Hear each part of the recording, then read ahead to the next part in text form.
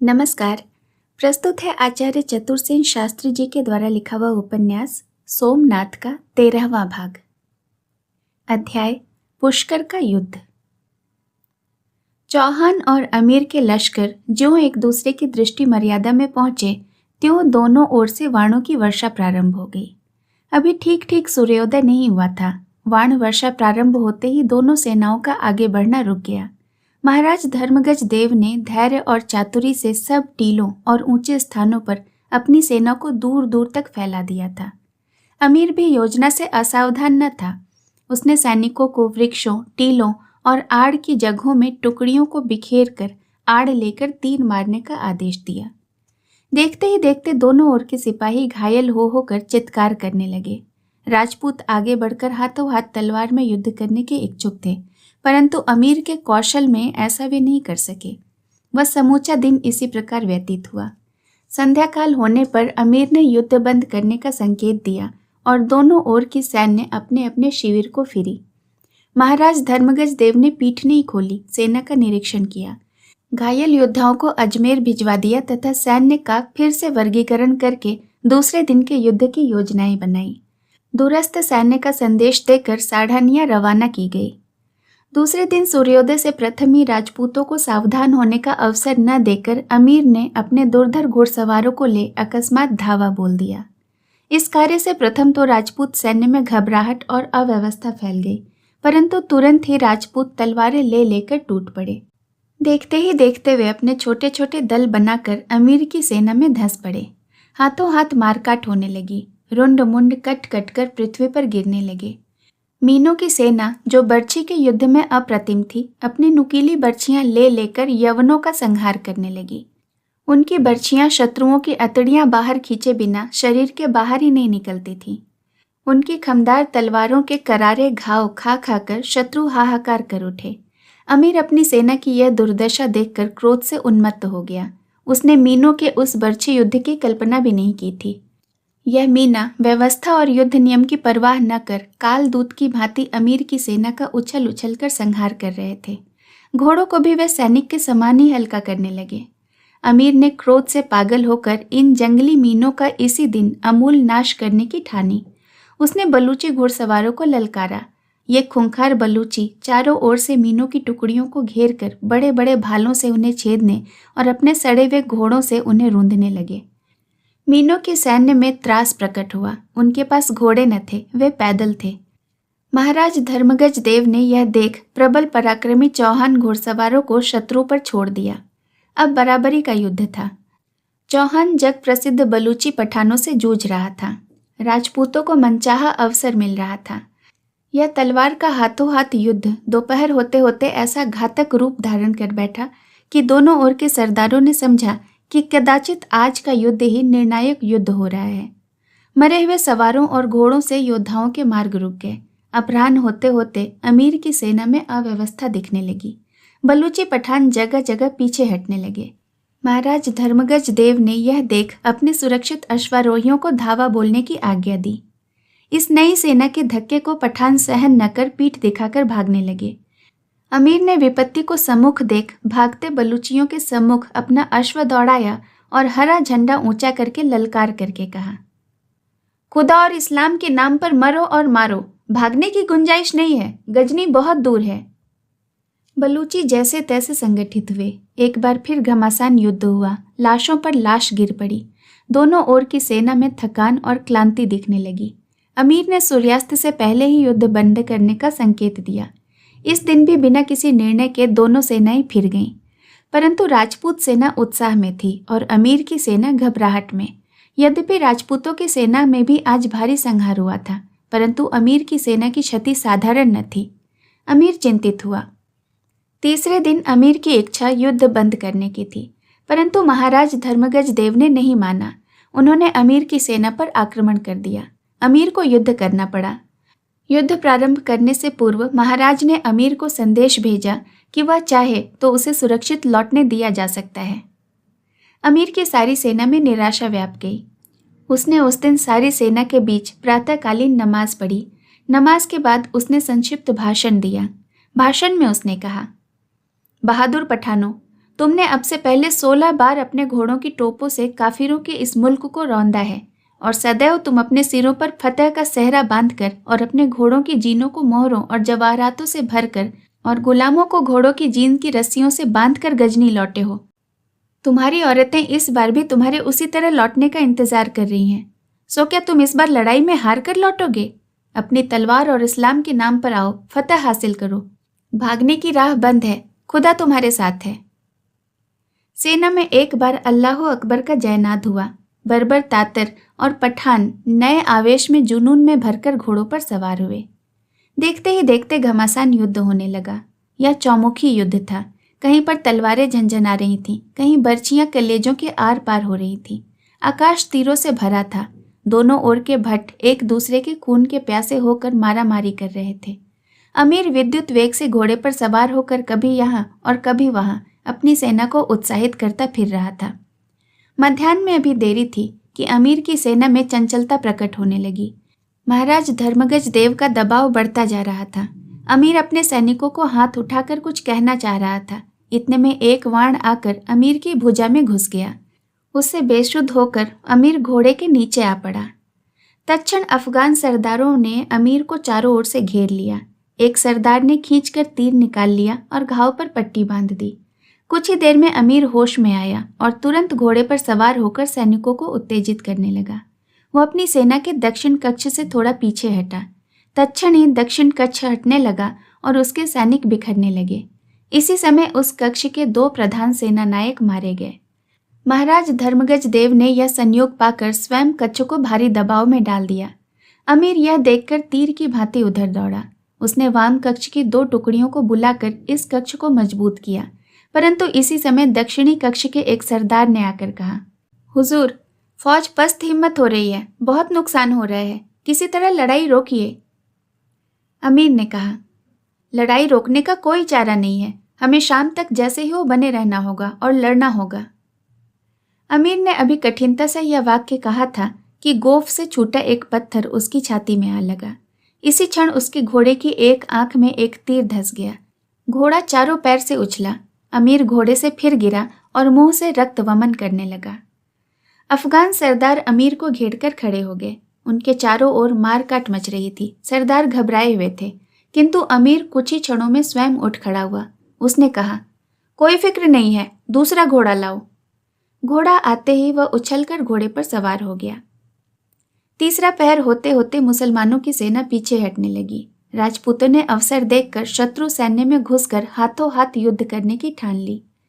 अमीर के सरदारों ने तत्क्षण युद्ध बंद करने की अमीर को सलाह दी, परंतु अमीर नहीं माना। उसने कहा, जैसे भी हो, हमें सूर्यास्त तक लड़ना होगा। हिंदू सेना हर हर महादेव करके यवन सेना में घुस गई। यवन सेना की टुकड़ियां तितर बितर होती गईं। उसकी व्यवस्था बिगड़ गई। राजपूत और मीना दोनों ने तीर कमान छोड़कर अब कटार और तलवारें चमकानी प्रारंभ कर दी। अंततः अमीर एक भाला हाथ में लेकर शत्रुओं को ललकारता हुआ आगे बढ़ा। उसके साथ जूझ मरने वाले खूंखार बलूची पठानों का एक जबरदस्त दस्ता था। महाराज धर्मगज देव ने यह देखा। वे सिंह की भांति घोड़ा उड़ाते अमीर के सम्मुख जा धमके। उनके चारों ओर चौहान सरदारों और मांडलिक राजाओं का दल था। दोनों दलों में मुहूर्त भर के लिए तुमुल संग्राम छिड़ गया। इसी बीच में अमीर और 2 घाव खा गया। महाराज धर्मगज देव भी घायल हो गए। संध्या काल हो गया, पर इस युद्ध का विराम नहीं हुआ। इसी केंद्र पर दोनों ओर से योद्धा सिमट सिमट कर एकत्र होने और कट कट कर गिरने लगे। पश्चिम दिशा लाल हुई, फिर अंधकार व्याप्त हुआ, पर मारामारी चलती ही रही। पठानों का दल घिर गया। अमीर को सरदारों ने फिर समझाया कि पीछे हटे, पर अमीर ने नहीं सुनी। वह मदमत्त हाथी की भांति लड़ता ही रहा। महाराज धर्मदेव ने देखा कि यही समय है। उन्होंने संकेत किया और सांभर के ढूंढीराज अपनी 20 सहस्त्र नवीन सैन्य लेकर बाज की भांति अमीर की सेना पर बगल से टूट पड़े। यह देख अमीर हताश होकर घोड़े पर ही मूर्छित हो गया। उसके सरदारों ने तत्क्षण उसे हाथों हाथ उठा लिया। भारी मारकाट से निकालकर पलवारा की छाया में उसे बिठाया। अब निरुपाय उन्होंने सुलह का सफेद झंडा खड़ा कर दिया। युद्ध बंद हो गया। चुने हुए सरदार अमीर को पालकी में डालकर शिविर में ले भागे।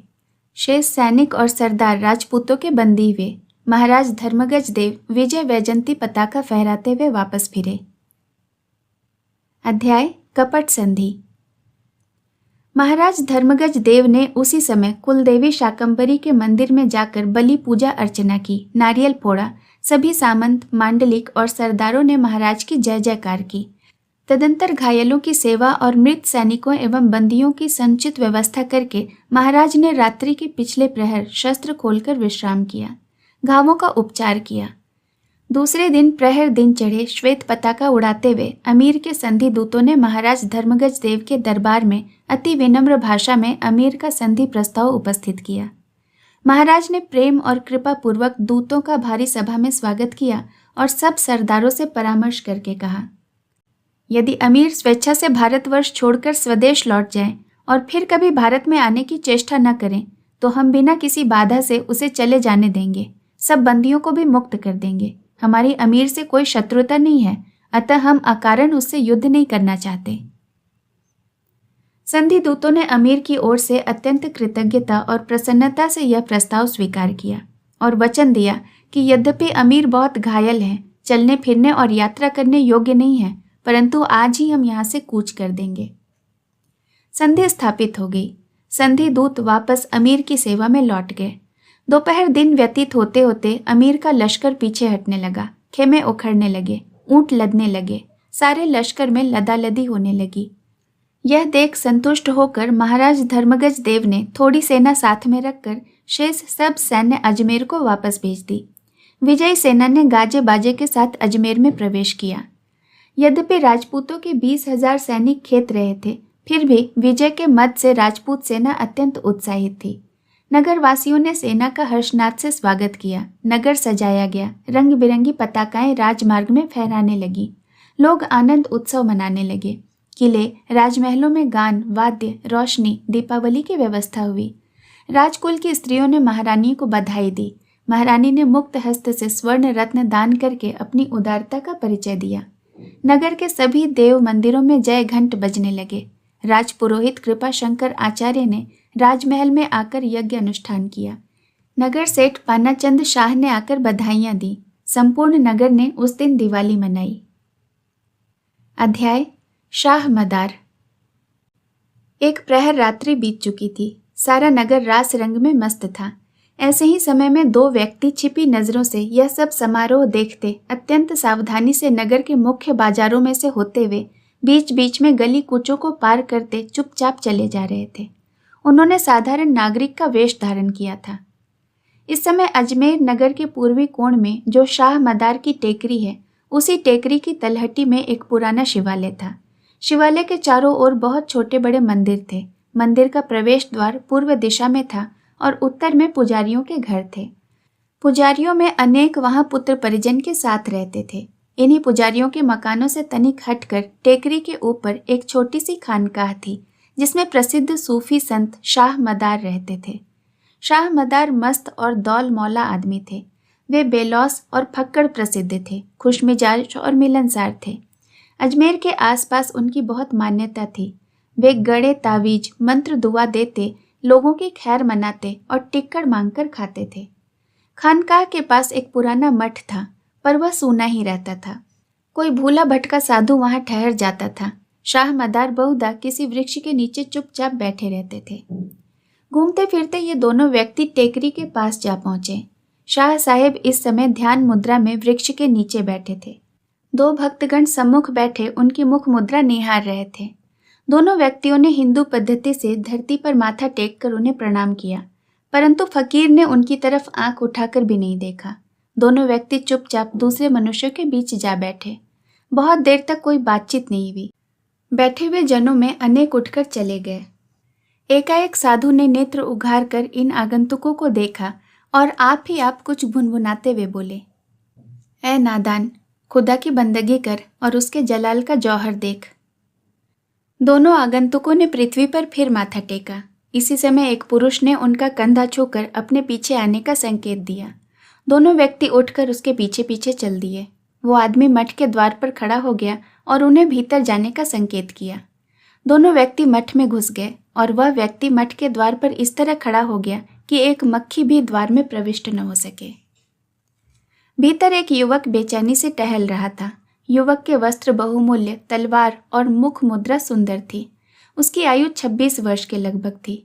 रंग उसका पका हुआ, मस्तक की पगड़ी में एक मूल्यवान हीरा भी चमक रहा था। दोनों व्यक्ति ने हाथ जोड़कर युवक को प्रणाम किया और करबद्ध होकर खड़े हो गए। युवक ने उन्हें घूर कर देखा और फिर कहा, संकेत? सोमनाथ। ठीक है, कहो क्या कहना है। सुल्तान को लाचारी सुलह करनी पड़ी। वे जख्मी हुए और फौज बिल्कुल बर्बाद हो गई। फिर सुलह की शर्त के अनुसार हमें आज ही छावनी उठाकर लौटना आवश्यक हो गया है। अमीर के सारे मंसूबे धूल में मिल गए। तो मैं क्या करूं? यदि वादे के अनुसार आपकी मदद मिलती तो ऐसा न होता। क्या छावनी उठा दी गई? जी हाँ। अमीर क्या घोड़े पर सवार होने योग्य हैं? सवार हो सकते हैं पर लड़ नहीं सकते। अमीर की सेना में कोई जीवट का सेनापति है? है। और अमीर का वादा? पक्का है। जामीन? शाहमदार। उनके मुंह से सुनना चाहता हूं। चलिए। ठहरो, एक रात प्रहर रहते महाराज पर हमला कर दो। सिर्फ 1000 पक्के सवार काफी हैं। वो हो जाएगा, लेकिन राजपूतों की सब सेना अजमेर आ चुकी है। मैंने उन्हें 3 दिन मौज मजा करने की छुट्टी दे दी है। वे सब अपने अपने गांव को चले गए हैं। पुष्कर में महाराज के केवल अंगरक्षक ही उनके साथ हैं। ब्राह्मण मुहूर्त में महाराज संध्या वंदन करते हैं। वही समय ठीक होगा।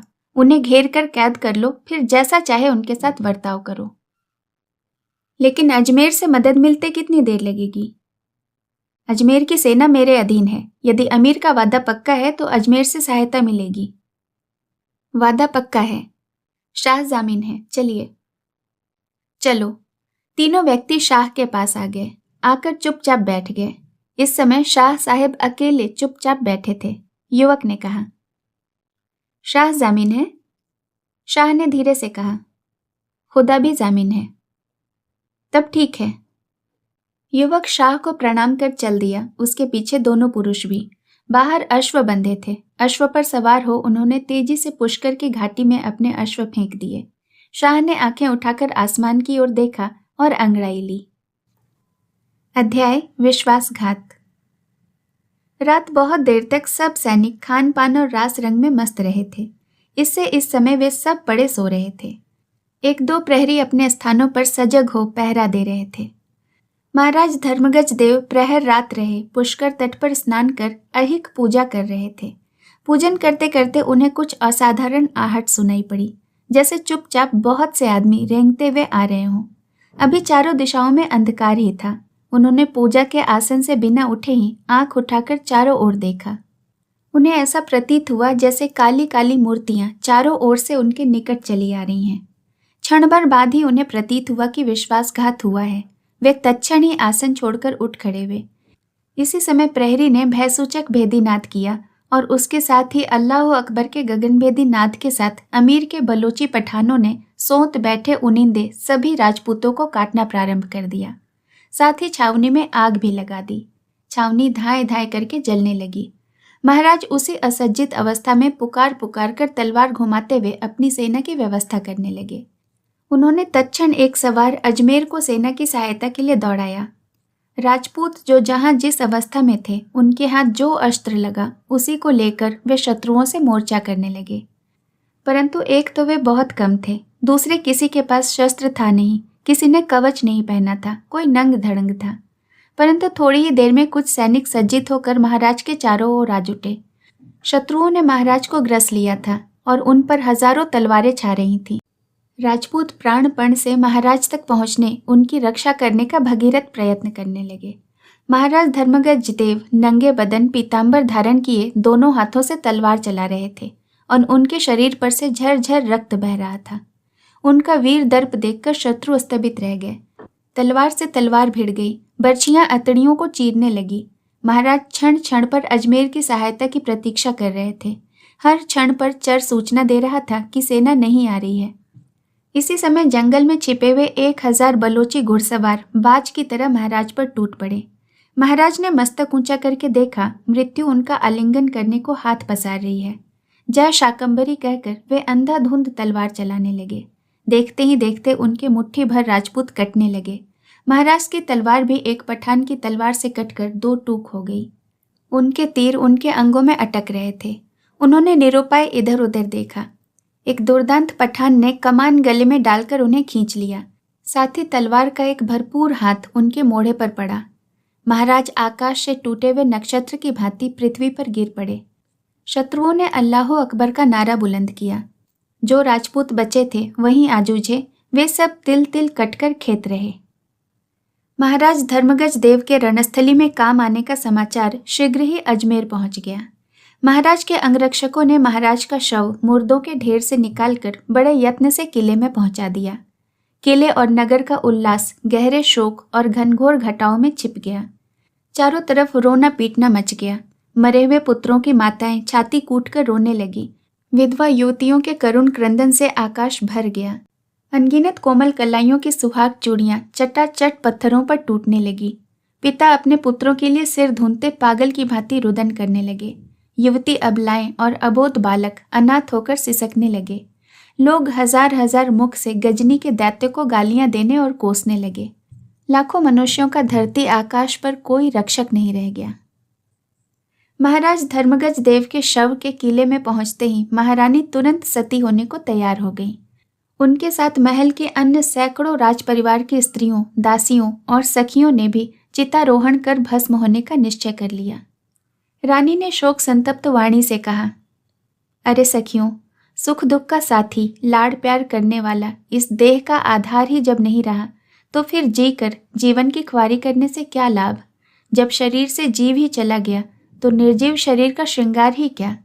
क्या हम प्रिय पति का वियोग सहकर विधवा वेश धारण करके जीवित रह सकेंगी? क्यों न हम स्वर्ग का अक्षय सुख भोगें, जहां हमारे प्राण प्यारे वीर पति प्रथम ही पहुंच चुके हैं। चलो सखियों, हम वीर पति का सहगमन करें। जितना विलंब होता है उतना ही अंतर पड़ता है। शोक त्यागो, अग्नि रथ पर बैठकर पति लोक को चलो।